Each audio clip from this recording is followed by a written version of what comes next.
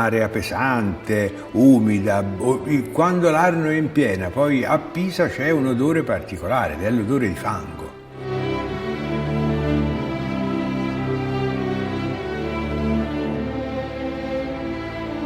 L'Arno era gonfio, usciva già qualcosa, un po' d'acqua dalle balaustre del ponte. Mi ricordo che la gente diceva: vabbè, a noi ci è andata bene, una volta tanto Firenze ha salvato Pisa.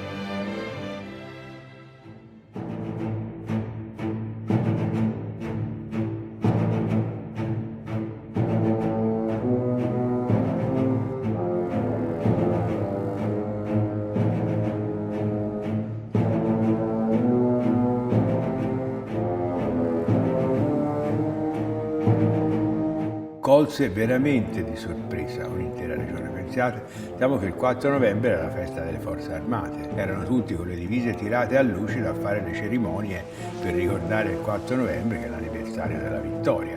E mi ricordo che il giorno prima, cioè il 3 novembre, sulla Nazione c'era 3 righe di previsioni del tempo che diceva nuvoloso con pioggia.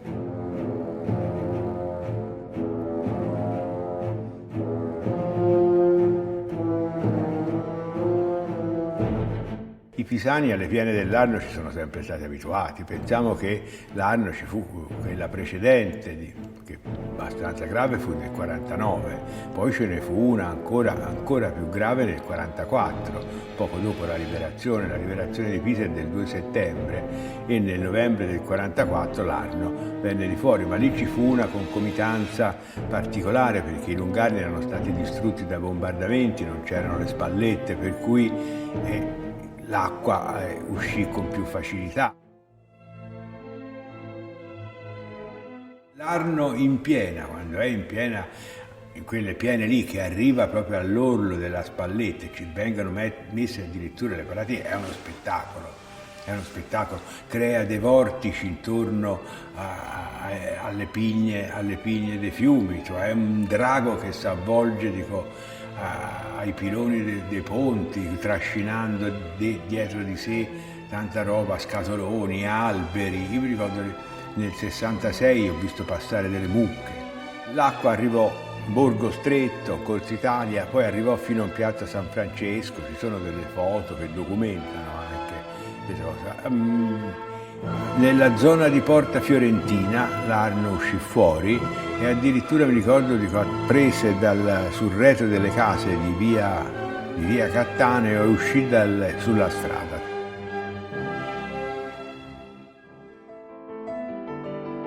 Dalle testimonianze dei colleghi di Pisa mi spiegarono che la città poi tutto sommato non aveva avuto grandi danni, più che altro gli interventi si erano concentrati tutti su Pontedera, dicevano il Pontedera, San Miniato e Castelfranco, dove erano le concerie, lì subirono notevoli danni.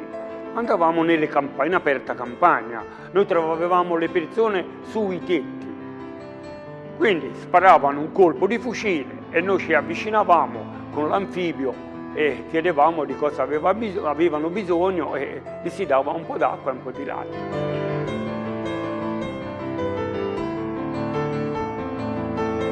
Una volta in piena campagna spararono un colpo di fucile da un tetto, noi ci avvicinammo con l'anfibio, il nostro autista con motore sempre molto alto di giri si cercava di stare vicino il più possibile al tetto. Ricordo c'era un gruppo di persone di cui un anziano, e quest'anziano fece una richiesta che ci fece un po' ridere tutti, ci chiese se avevamo un bicchiere di vino.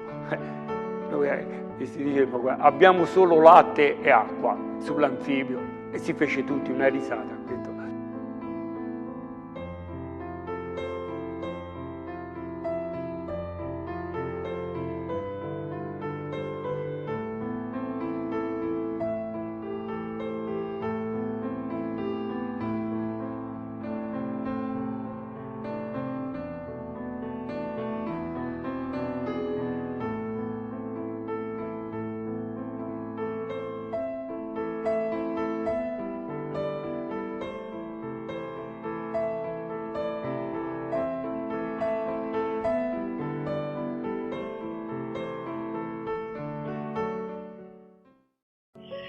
Ma i danni più gravi di quell'alluvione di 50 anni di oltre mezzo secolo fa si manifestarono in seguito. La mattina del 13 novembre crollò il ponte Solferino e dal 2 al 7 febbraio 1967 si spalancò un'enorme voragine nel lungarno Pacinotti, minato alle fondamenta dalla prolungata pressione della piena di 3 mesi prima.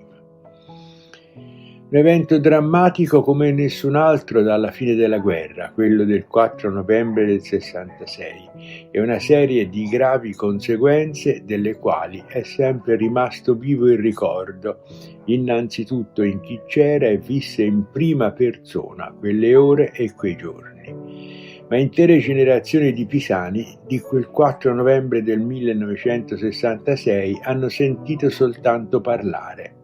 Ed è anche a loro che si rivolgono le immagini di Luciano Frassi che documentano quel doloroso capitolo della storia pisana degli anni 60. Immagini che mostrano la città invasa dal fango, il ponte Solferino crollato, il lungarno Pacinotti che in pochi giorni scivolò in Arno. Immagini oggi indispensabili per capire cosa veramente accadde il 4 novembre 1966 e nei giorni successivi, e tali da fornire un racconto esauriente dei danni che la città subì a causa della furia del fiume, quando ancora il canale scolmatore non era pronto per entrare in funzione.